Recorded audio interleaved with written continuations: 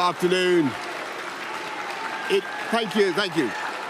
It is clearly now the will of the Parliamentary Conservative Party that there should be a new leader of that party and therefore a new Prime Minister.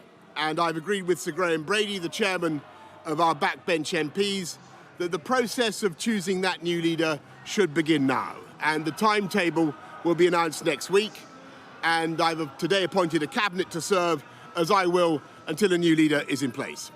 So I want to say to the millions of people who voted for us in 2019, many of them voting Conservative for the first time, thank you for that incredible mandate, the biggest Conservative majority since 1987, the biggest share of the vote since 1979.